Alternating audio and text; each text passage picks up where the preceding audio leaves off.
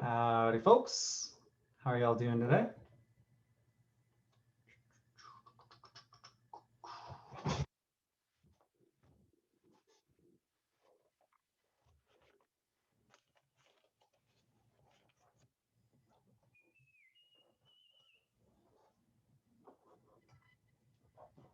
Doing pretty good. Doing pretty good. Kind of crazy. It's the last day of class already. Time flies.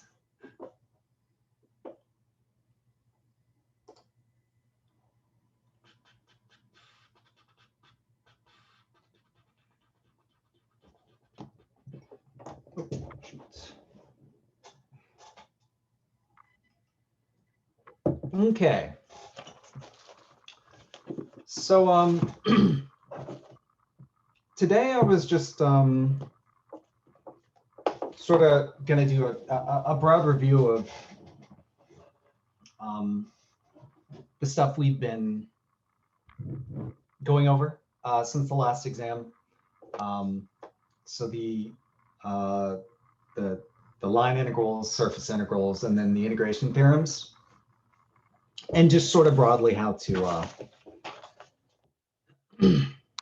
to do this stuff, like how to just sort of broad outlines of how we do line and surface integrals, because really doing both of them is the same, all the same steps basically, with just some small differences between the two and like one of the steps. And then going over the integration theorems, and if you're given an integral, how to determine what you need to do, like whether you need to use an integration theorem, what integration theorem you use, or whether you need to do it directly, that kind of thing. And then I'll, if y'all have any specific stuff you would like me to explain more, talk more about, or like a problem you'd like me to do, if we have some time at the end, we can do that as well. But yeah, let's get started.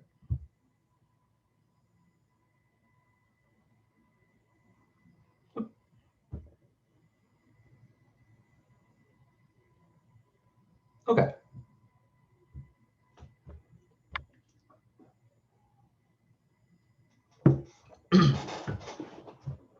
All right, so let's look first at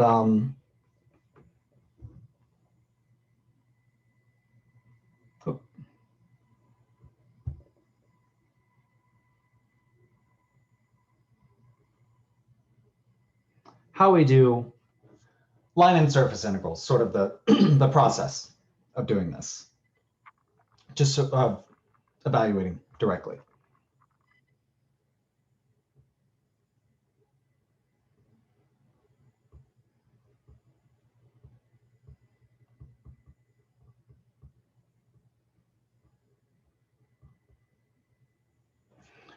Okay, so we have a couple types of line integrals and a couple types of surface integrals, just integrating a vector field, or we can integrate a scalar function for each of them. So for line integrals, we could integrate a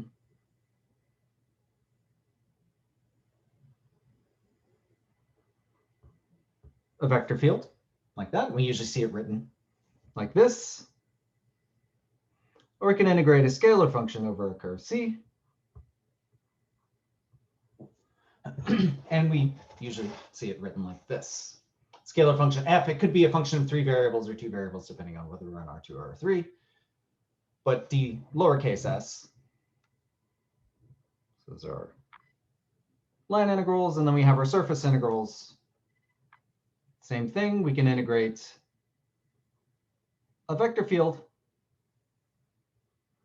Whoops.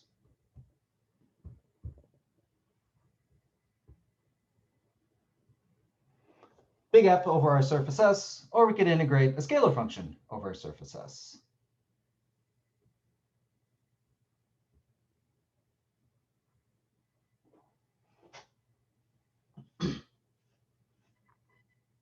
So yeah, If we're integrating the vector fields, then it's the vector s.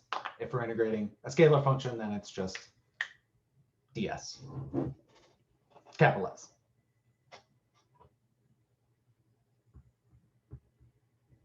So if we need to evaluate these, it's based broadly the same steps.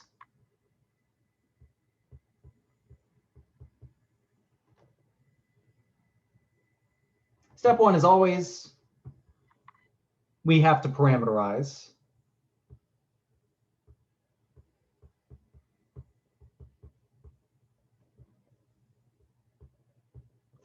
the curve if we're doing a line integral, or the surface if we're doing a surface integral. Unless we're given a parameterization, which we are sometimes. But usually we're going to have to parameterize them. So that's always step one. And I'll talk more about how we parameterize surfaces in a bit, sort of the tricks you should remember. Step two, we need to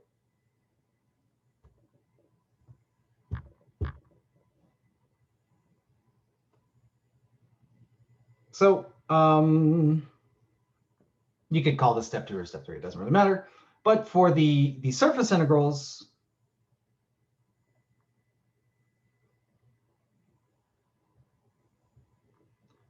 whether we get dr or ds depends on whether we're integrating a vector field for the dr or a scalar function for the ds. And then dr is just going to be r prime t dt. So let me say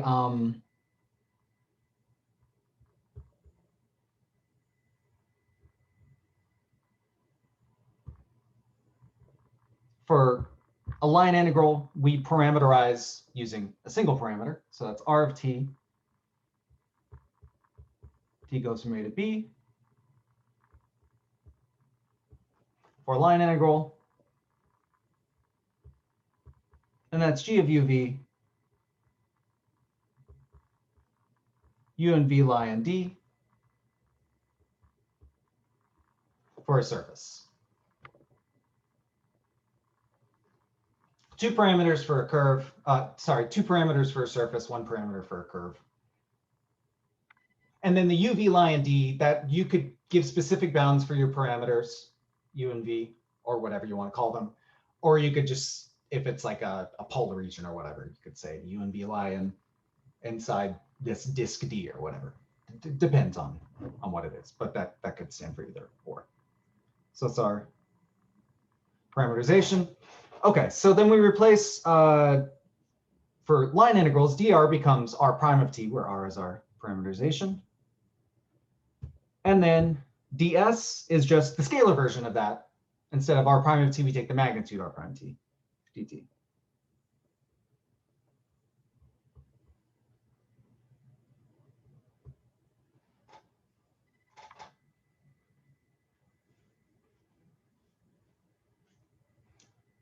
So dr and ds are the same thing, except one's a vector version, one's a scalar version, depending on whether we're integrating a vector field or a scalar function. Same thing for surface integrals. D vector s is the n of uv dA. So that gu cross gv, or negative gu cross gv, I'll write that in a second. And ds, not the vector s, is just the scalar version of that, the magnitude of n of uv dA.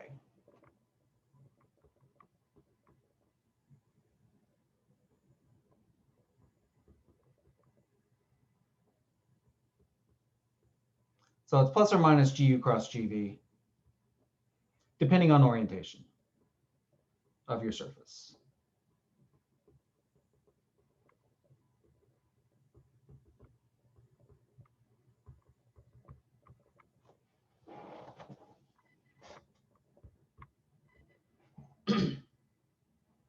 right? So we parameterize our surface or our curve, and then we replace the D whatever. And it's basically the same thing for both. There's a vector version and a scalar version, and the scalar versions just take the magnitude of the vector version for both of those.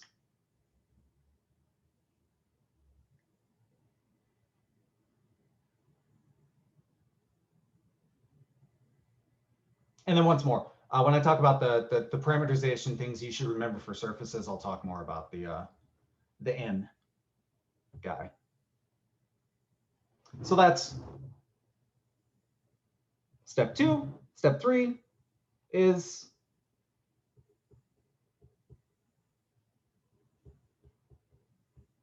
replace X, Y, and Z, or sometimes just X and Y if you're in R2, with their parameterizations. Sorry, X, Y, and Z in your function that you're integrating, whether it's a vector field or a scalar function.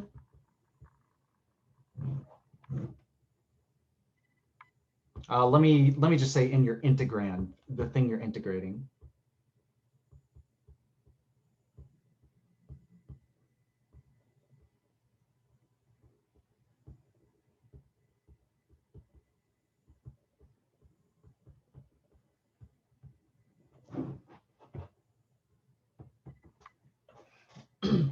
And then step 4 is just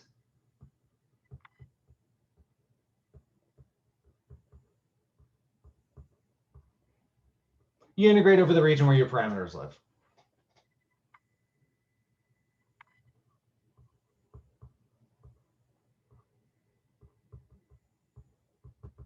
So you integrate over AB for your line integral.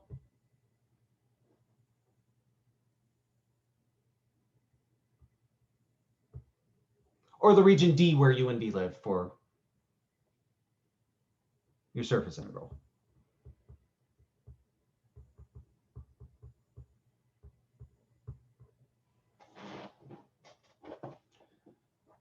But doing line and surface integrals, I just want to emphasize this just to take up the least amount of info, a least amount of room in your brain as possible. You can think of them as just doing all of them, the vector and scalar versions of lines and surface integrals.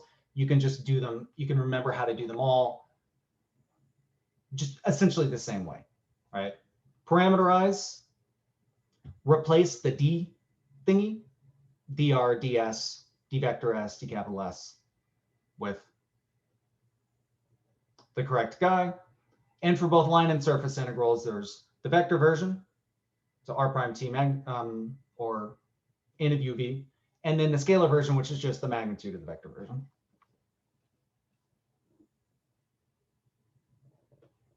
And then you go to your function, the thing you're integrating, replace x, y, and z with parameterizations, and then you integrate over where the parameters live.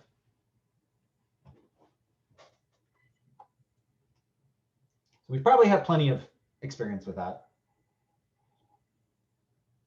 But any more explanation you'd like on that? Any other questions pertaining to just directly evaluating line and surface integrals? Before I go over specifically like parameterizations for surfaces that you should have memorized essentially.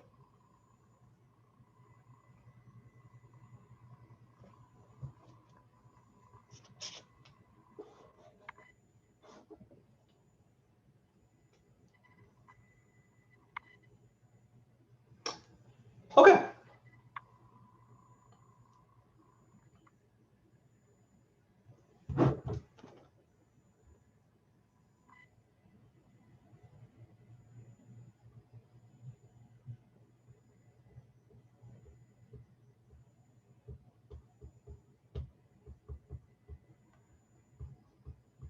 So I'm going to talk a bit about parameterizing surfaces, just broadly the methods, or for a couple examples, things you should specifically have memorized, how to parameterize, and also the form of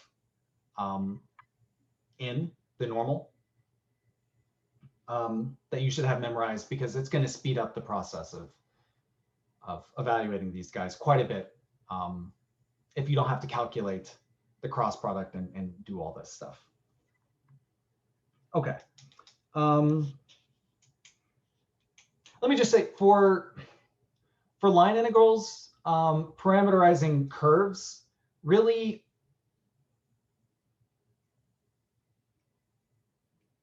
generally,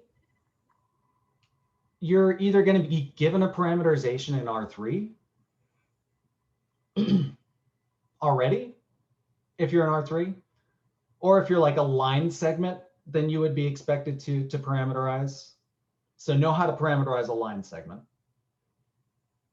if we're talking about curves here.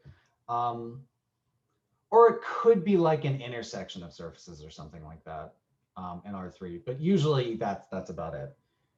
In R2, it could be like, we could give like the equation of the curve. Like it could be like the graph of a function or whatever. And you need to be able to parameterize that in R2 and circles and stuff. But in R3, generally, we're going to be given it to you, or it'll be a line segment usually. But surfaces, we almost always have to parameterize.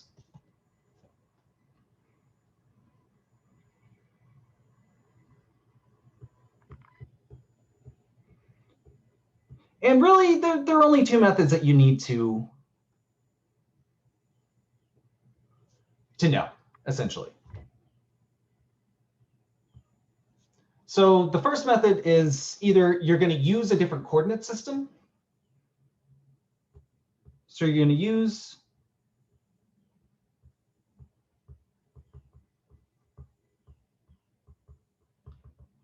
spherical or cylindrical coordinates.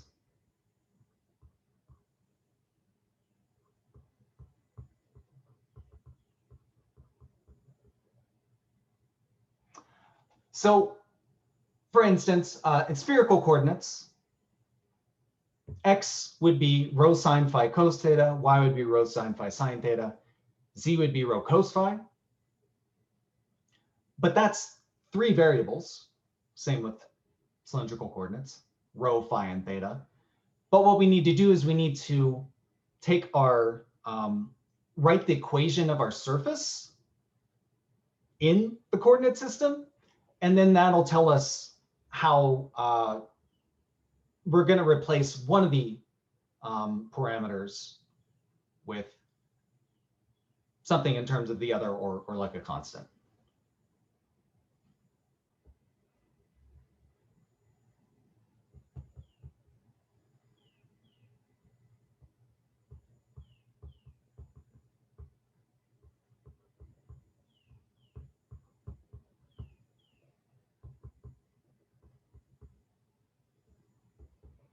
So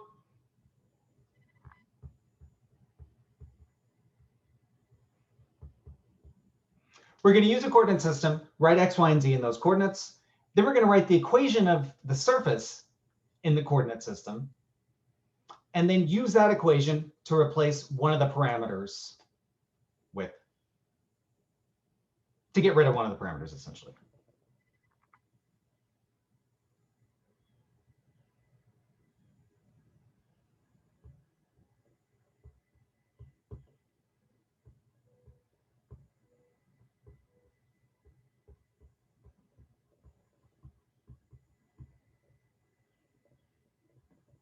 Oops.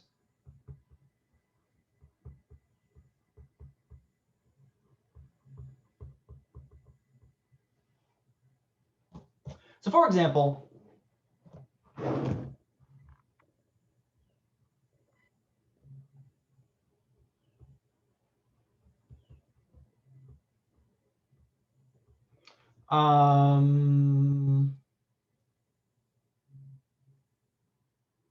yeah, that's fine. That's fine.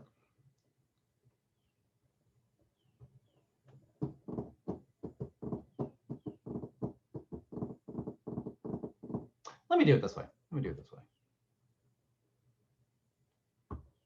So for example, suppose S is the cone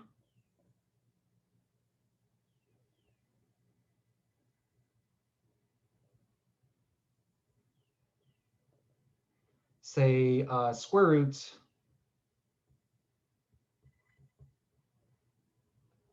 x squared plus y squared. So it's going to be the upper half of the double cone because it's positive square root. So z is square root x squared plus y squared.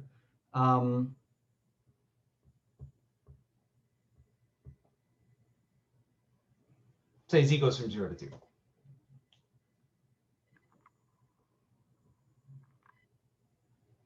Always good to, if you can, do a rough sketch.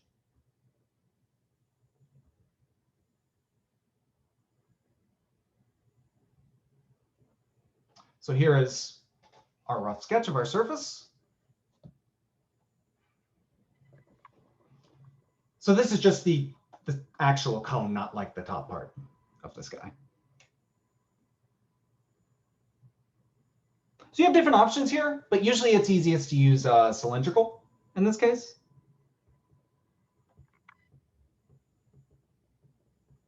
But cylindrical involves r, theta, and z, so we need to get rid of one of them. But we write the equation of our surface, z equals square root x squared plus y squared in cylindrical. What does that become in cylindrical?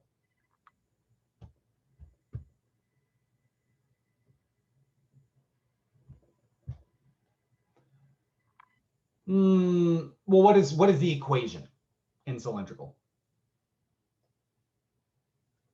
So there needs to be an equal sign, right? Right, z equals r, exactly. So the equation of our surface becomes z equals r. So that tells us wherever we see z, we replace it with r. Or if you like, wherever you see r, you could replace it with z. That's fine too. But so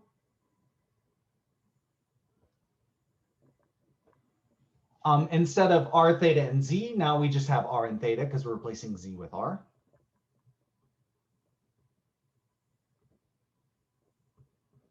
So using just the standard cylindrical coordinates, x is r cos theta, y is r sine theta,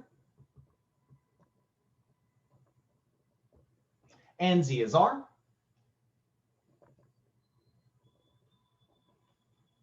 We replace that extra parameter. Now we only have 2 because we want 2 because it's a 2-dimensional thing. And then we need the bounds for r and theta.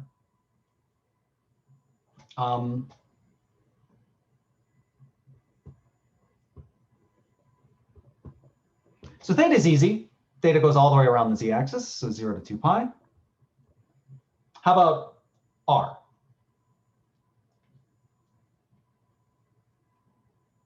Well, there are a couple of ways we could do this.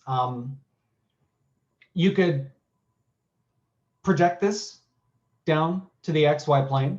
So we know the outer shadow is the intersection of z equals 2 and the cone. Or you could just notice the equation of the cone is z equals r, right? And z goes from 0 to 2. So that means r goes from 0 to 2 also.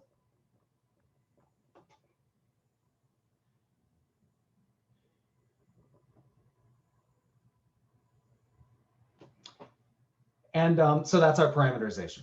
So always remember, for your parameterization, you need to get either your bounds or the region your parameters live in. That's a part of the parameterization.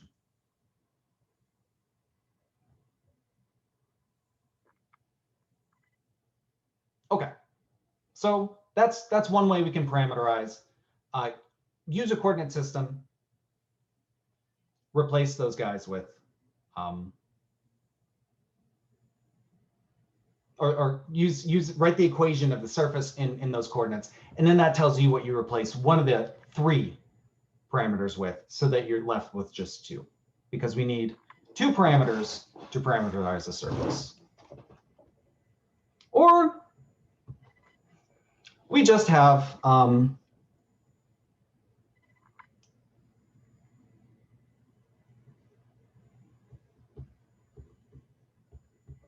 graph of a function.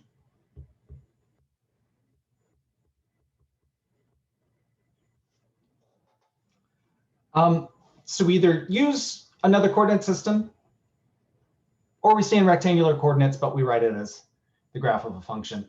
And this usually we do z equals a function of x and y, but we can do any one of them. We can get any one of the variables by themselves and write them in terms of the other variables.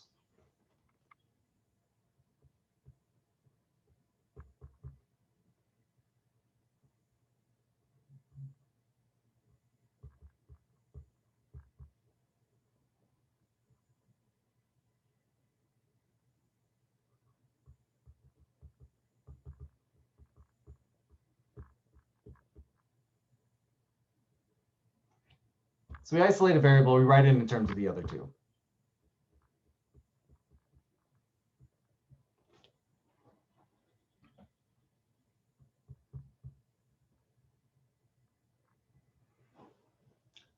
So for example, if we had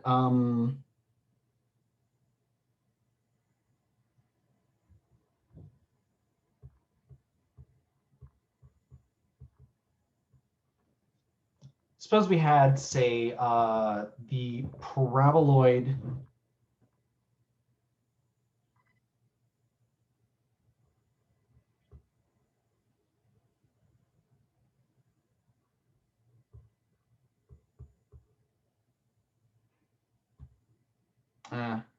yeah, let's do that. Say 2x squared plus 2z squared, or sorry, 2y, x equals 2y, 2y squared plus 2z squared. No, let me do this one. It doesn't matter, but whatever. Just as an example. Say 4 minus y squared minus z squared.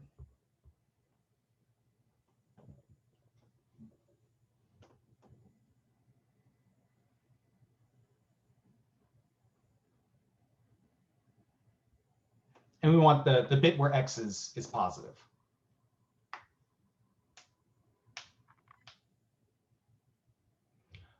I would only use the other one. I mean, so you could, so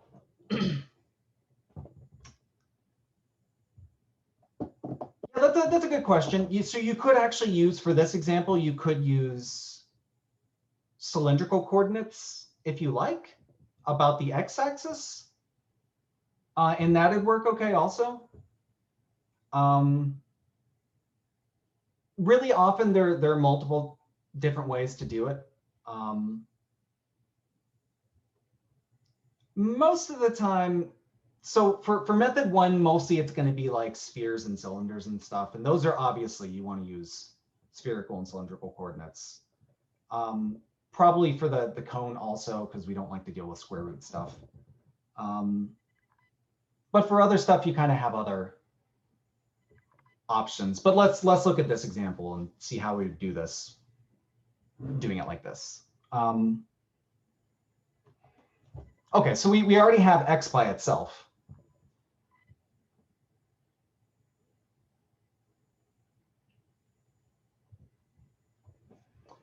So we have x written in terms of y and z. If we do a quick sketch, so you want the bit where x is positive. So this is a paraboloid opening up in the negative x direction with x-intercept 4.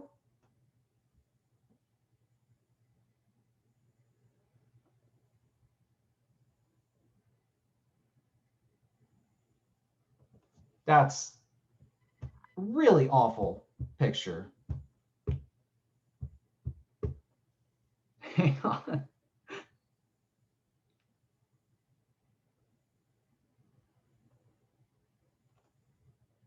My goodness. I wish I were a better artist. But it's a paraboloid opening up instead of instead of opening in the positive or negative z direction, it's opening in the negative x direction. And then the x-intercept is 4. Okay, so we have x written in terms of y and z. So when we parameterize it, we're going to let y be y, z be z, and then x is the function of y and z.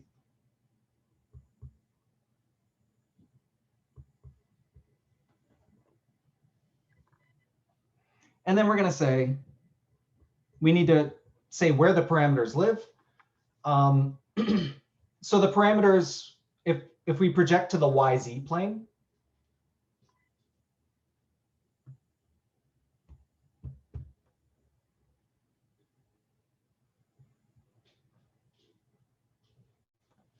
the parameters live in the circular region, x squared, y squared plus z squared equals 4, and the YZ plane. Can you all see that's the projection of this guy to the YZ plane?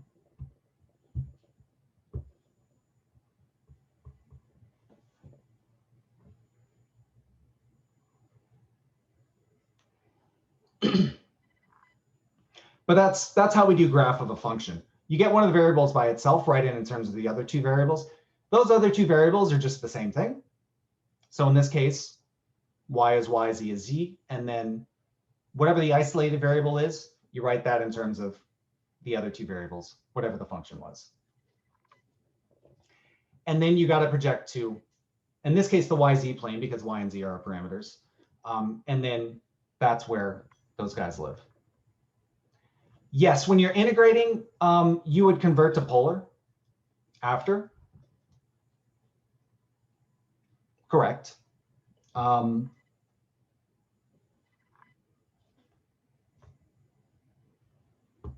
so I would like to, usually I like to write out the integral before I do any bounds or change coordinates. Because then you just have a double integral, and then you see you're integrating over a polar region now. And so then you switch to polar, and then you don't forget the dA is RD theta. But yeah, correct. Okay, so those are really kind of the two main things.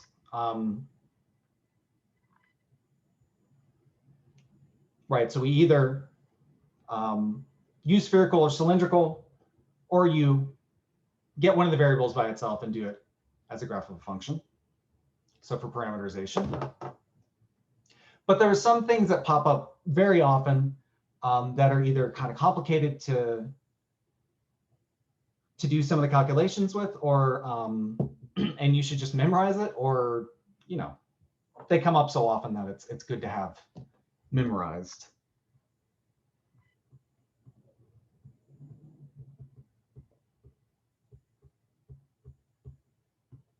Most important, I would say, to have memorized would be spheres.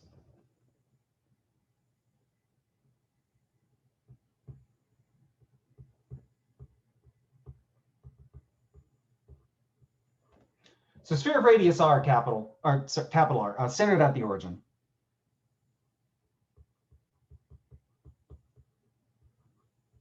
I don't think we're ever going to give you a sphere not centered at the origin, but just bears mentioning.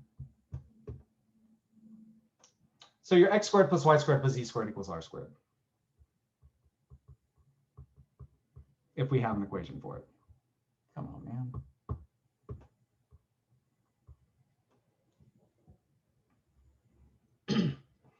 Okay, so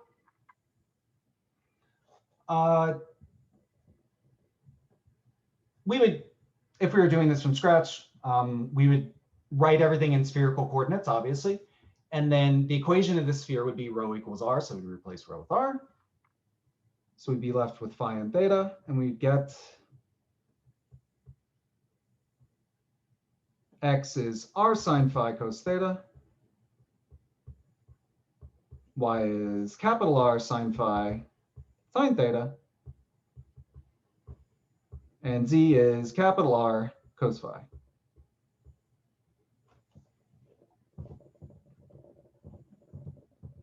And the bounds for phi and theta depend on whether you get the entire sphere or a bit of the sphere.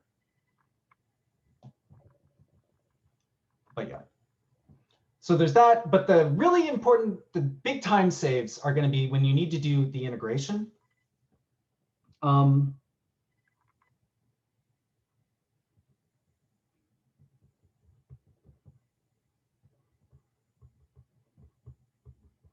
Memorizing the n of phi theta.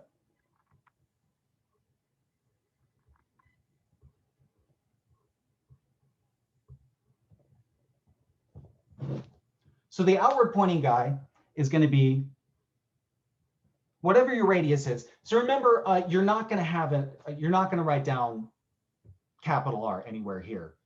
R is going to be a constant, right? It's whatever the radius is. So your radius squared times sine phi. And then you're just multiplying that by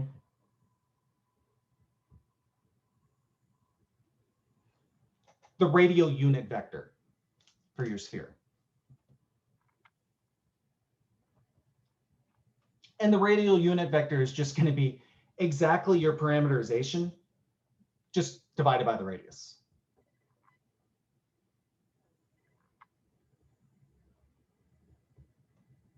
And I find that the easiest way to remember how it works.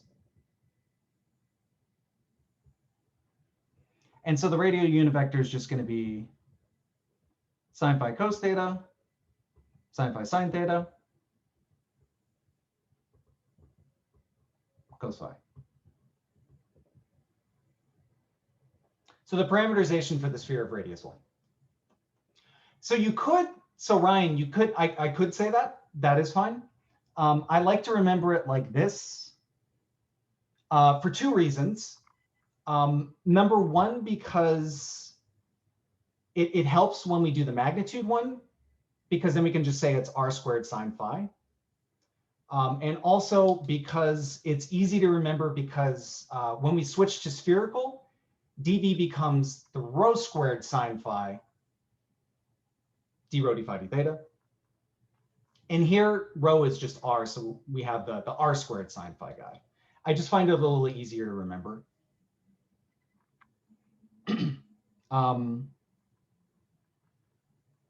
So remember, this is the outward pointing one.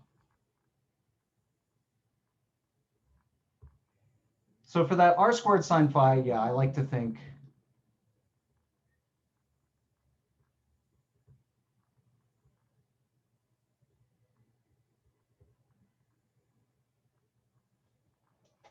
the rho squared sine phi d rho d phi d theta thing.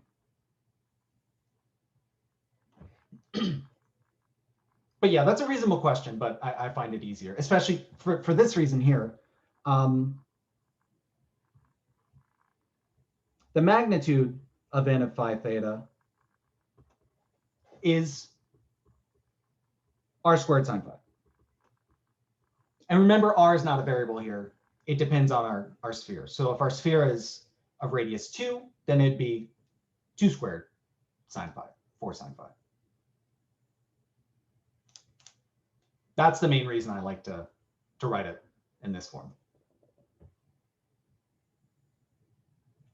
Right. Okay. So outward pointing normal. If you're doing a integrating a vector field, it's the radius squared sine phi times the radial unit vector. If you're writing or evaluating the integral of a scalar function, it's just the radius, the magnitude of that, radius squared sine phi.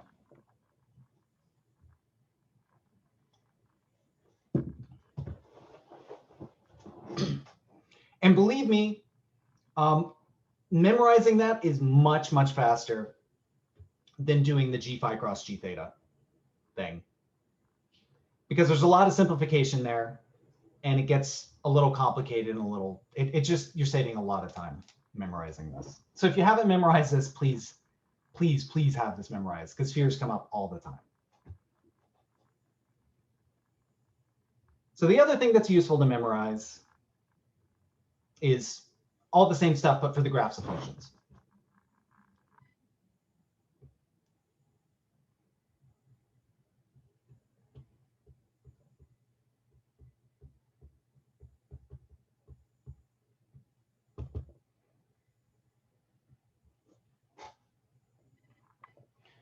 So usually it's going to be z is equal to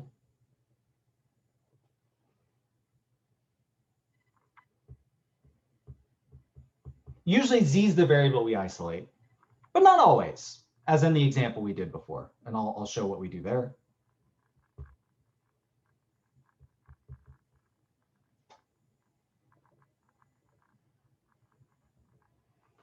So usually s is z is equal to some little g of xy, some function. And so we parameterize by letting x be x, y be y, and z is our function.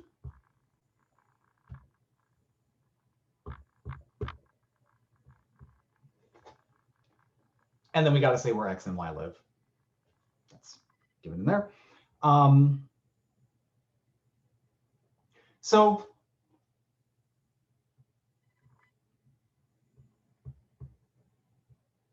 the upward pointing in of xy.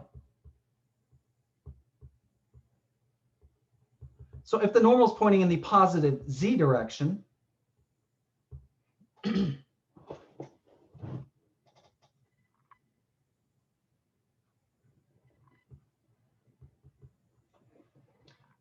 the normal, like this is easy to calculate, but it's good to have this memorized. The normal is negative, whatever your, so z is equal to little g of xy, the function of g of xy. It's negative g sub x, negative g sub y, 1.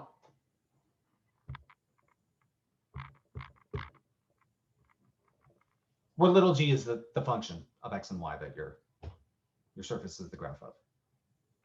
So that is upward pointing because the z component is positive. If you wanted the downward pointing one, then you would do negative of this. Just be g sub x, g sub y, negative 1. And then it's also good to remember the magnitude of this guy when we're doing integrating scalar functions. And that's just exactly the magnitude. Square root 1 squared plus g sub x squared plus g sub y squared.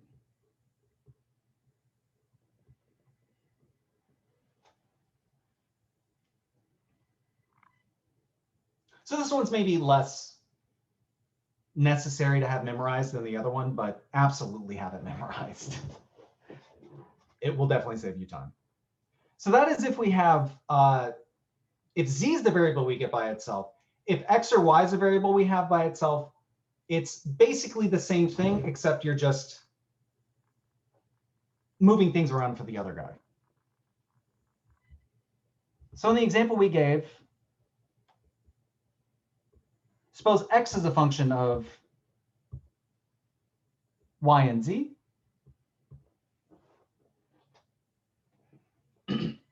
So then we do the same thing. We let y be y, z be z, and then x is whatever the function of y and z was. So then our normal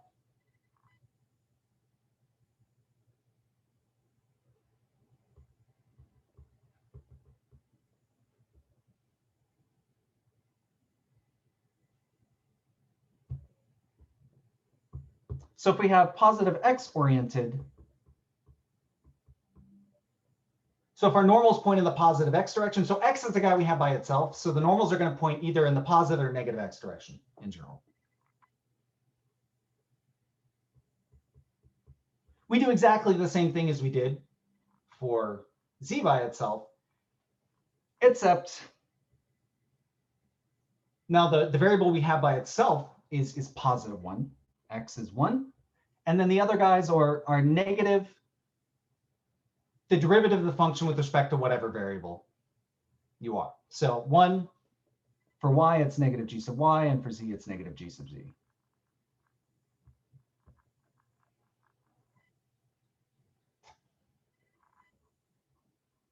And then the magnitude, of course, is just the magnitude of that. Oops. Square root 1 squared plus g sub y squared plus g sub z squared.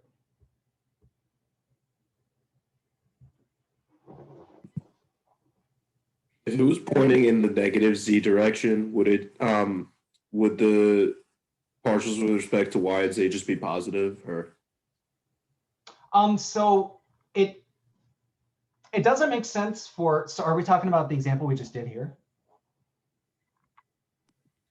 Yeah, like how you have the normal there with negative Right. So g with respect really, to y. if it's like the graph of a function, it really only makes sense to talk about the normals pointing in positive or negative the direction of the variable we have isolated. So like if we have, like for instance, the graph of a function z is a function of x and y.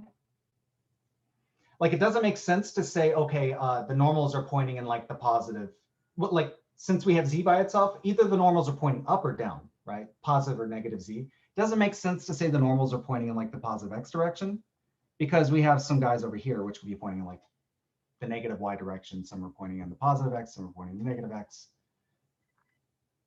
Actually, those are not really the normals, but in general, they're either pointing like up or down, because z is the variable we have isolated.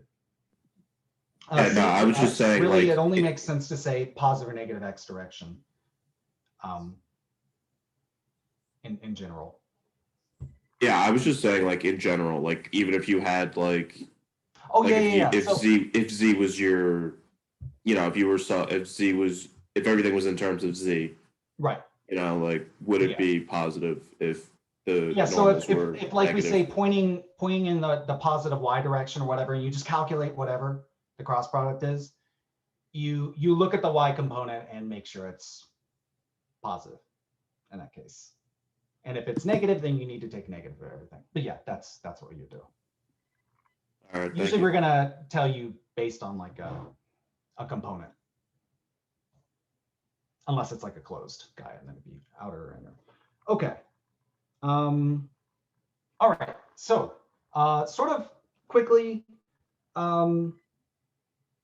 here's sort of like a flow chart of how we would do if you're given like an integral, how we would apply the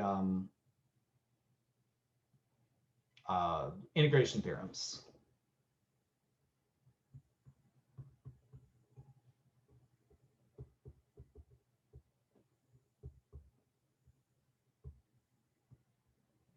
And I want to mention the integration theorems only valid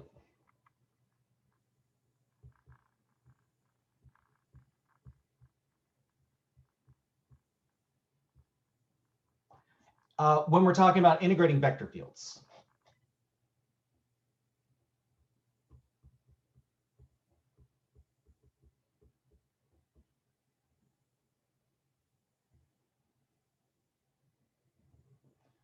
So there has to be a vector field involved somewhere in there. If I just gave you like the line integral of a scalar function, you just have to evaluate directly. Or a surface integral of a scalar function, you have to integrate it directly. But if there's a vector field integrated somewhere in there, there's a possibility we could use an integration theorem. So suppose the thing we're given is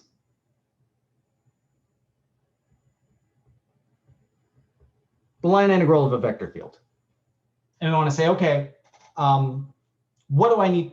All I know is I have a line integral, an integral over some curve C of a vector field F. How do we approach this? Well, so here's the process. So I look at this. Okay, first thing I want to say is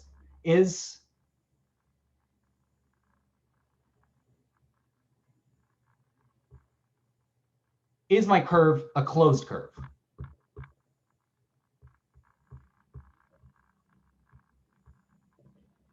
First thing you want to look at, do I have a closed curve?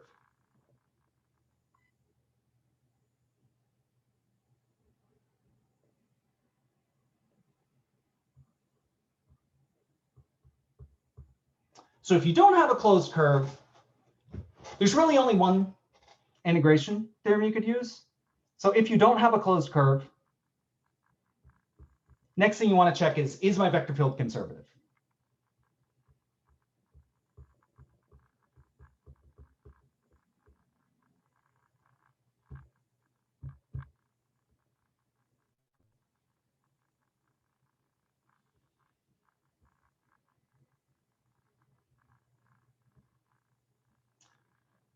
So if your vector field is, so if your curve is not closed, and then your vector field is not conservative, nothing you can do. You just have to evaluate directly.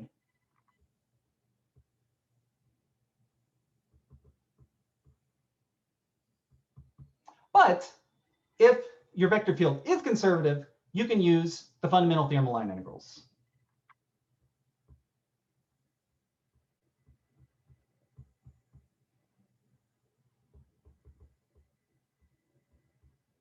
So we find our potential function, little f,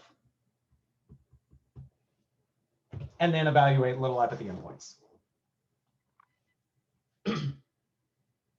So the first thing you need to check is my curve closed? If it's not, then your only hope is that the vector field is conservative. If it is, you can use the fundamental theorem of line integrals. If it's not, then you just have to evaluate directly. But suppose now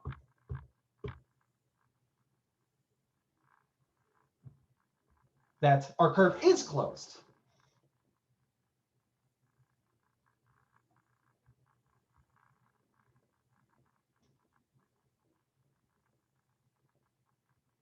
Then we need to see, okay, is my vector field an R2 or is it an R3?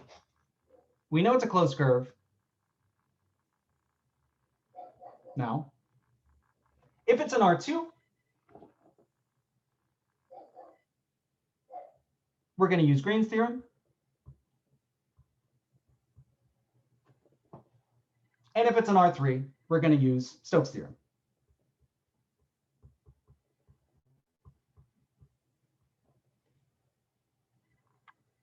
Right, so remember Green's.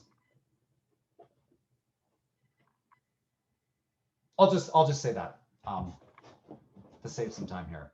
But so if you're told to evaluate some line integral, first thing you check is, am I closed? If you are a closed curve, if you're an R2, use Green's theorem. If you're an R3, use Stokes' theorem. So you're turning that into a double integral if you're an R2, or a surface integral if you're an R3. If you're not closed, check if your vector field is conservative. If you are, use the fundamental theorem of line integrals, find a potential, evaluate the endpoints. If you're not, then you just have to evaluate directly. You could, Ryan, but chances are we're not going to give you, unless it's like a conceptual question, chances are we're not going to give you the integral over a closed curve where your vector field is conservative. That would be a bit easy to do. Unlikely we would give you that on an exam. Okay, so if you're just given line integral of a vector field, that's the process. Am I closed? If so, use Green's in R2, Stokes in R3. If you're not, check conservative. And if none of those things are true, then you have to evaluate directly. Okay, 2. This one's a little shorter. If you're told we need to integrate the curl of a vector field over a surface S, 100% of the time, this is an easy flow chart.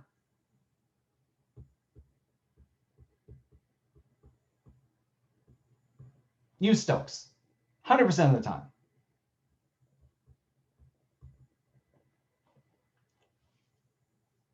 So if you're integrating the curl of a vector field over a surface, always use Stokes to turn that into a line integral over the boundary.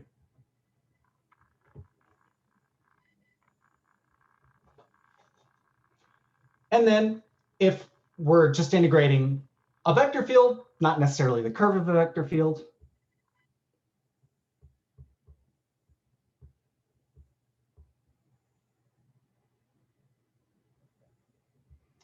then we do the same thing, sort of, that we did with the line integrals. We check, is it closed? is S a closed surface?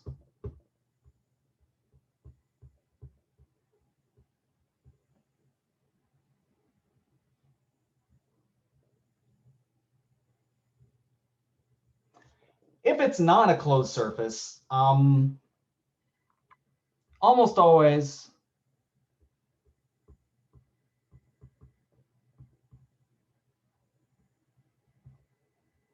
we just have to evaluate directly. Right. You do the process we talked about at the beginning of the lecture, parameterize, etc. Not much we can do unless, or you can close it off with another surface.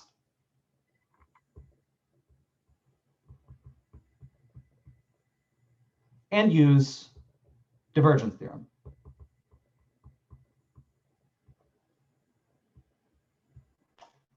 That's sometimes possible to do and actually calculate. But usually you're just going to have to evaluate it directly. But if your surface is already closed, pretty much 100% of the time, we're going to want you to use divergence theorem.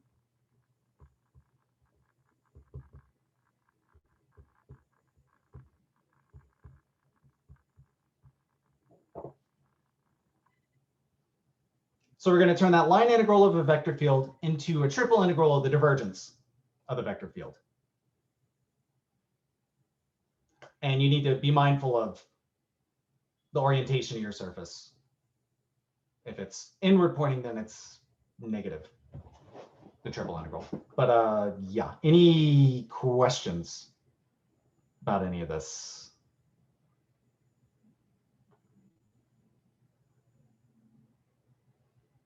So yeah, really, we can only use our integration theorems for integrals of vector fields. And yeah, this is sort of the process you want to go through. When you're given either a line integral of a vector field or a surface integral of a vector field. Yes, I am, Lauren. On Thursday, I'll send out an email about it. It'll probably be like Thursday afternoon. Yep. So yeah, I believe everyone should have gotten the email I sent out about how the exam review questions are posted. Everyone got those, and then also quiz 1 and 2, and then homework 1 solutions are also posted. And I'll be grading homework 2 and then uploading those guys. Also, I'll be uploading the final quiz very soon. And then that'll be available today and then tomorrow. But yeah, if that's it, then yeah, I will see you guys next week. I'll probably have, so I'll have the review session next Thursday. And then I'll probably also have office hours if you weren't able to make the review session during that day also. Yeah, Thomas, that's what I was just saying. I uploaded those and sent out an email. So the learning curves, they're graded based on like whatever grade you got out of 300. So learning curves, you can just keep going until you get the 300 points. But yeah. Okay. If that's it, have a great weekend. Study hard, stay sane, and I will see you guys on Thursday. Later, guys.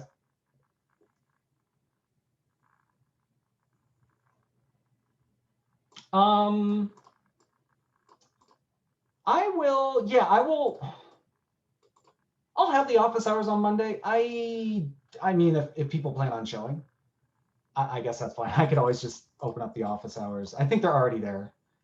Thursday, I'll probably have different times for the office hours, but yeah, I'll do that. All right.